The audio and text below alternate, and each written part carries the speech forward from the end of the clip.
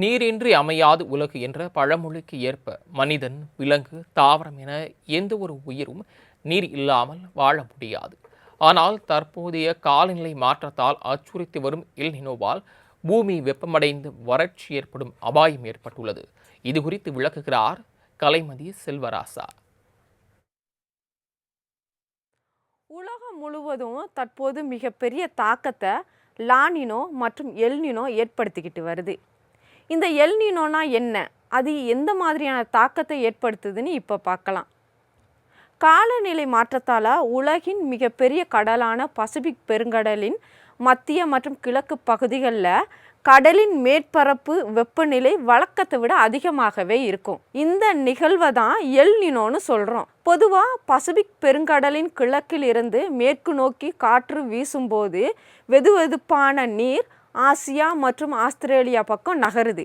அதனால் சில ஆண்டுகளுக்கு ஒரு முறை இந்த காற்றின் வலிமை குறையும் போது வெப்பமான நீர் மீண்டும் கிழக்கு பகுதிகளில் தேங்கி இருக்கும்.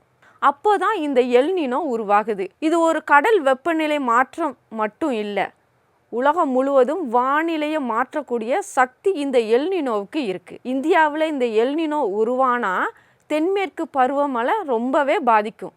அதனால மழை குறைஞ்சி வறட்சி, தண்ணீர் பற்றாக்குறையெல்லாம் ஏற்படுத்தும். உலகின் மற்ற பகுதிகளான ஆஸ்திரேலியா மற்றும் இந்தோனேசியாவில் கடுமையான வறட்சியை ஏற்படுத்தும். அமெரிக்கா மற்றும் தென் அமெரிக்காவின் சில பகுதிகளில் கணிக்க முடியாத அளவுக்கு பெரிய மழை பெஞ்சி வெள்ளப்பெருக்கு ஏற்படும். அதுக்கு மாறாக மறுபக்கம் இருக்கிற நாடுகளில் வெப்ப அலைகள் தீவிரமடைஞ்சி காட்டு தீ ஏற்படுவதோட வெப்பம் மிக கொடூர முகத்தை காட்டும்னு விஞ்ஞானிகள் தெரிவிச்சிருக்காங்க.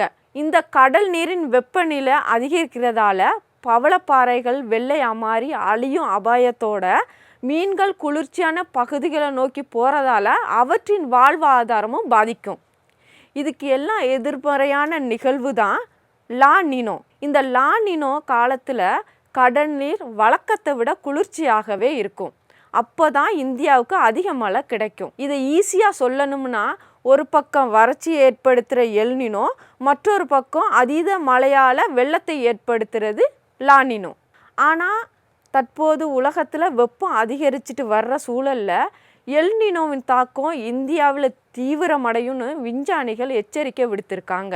நீரின்றி அமையாது உலகெனின் யார் யாருக்கும் வானின்றி அமையாது ஒழுக்கு என்ற குறளுக்கு ஏற்ப மனிதன், விலங்கு, தாவரம் என எந்த ஒரு உயிரினமும் நீர் இல்லாமல் வாழ முடியாது. இயற்கையை பாதுகாக்கிறது, மழை நீரை சேகரித்து வைக்கிறது மனித குல எதிர்காலத்துக்கு மிக மிக முக்கியம்னு நாம் உணர்ந்து தண்ணீரை சிக்கனமாக செலவு செய்யணும்.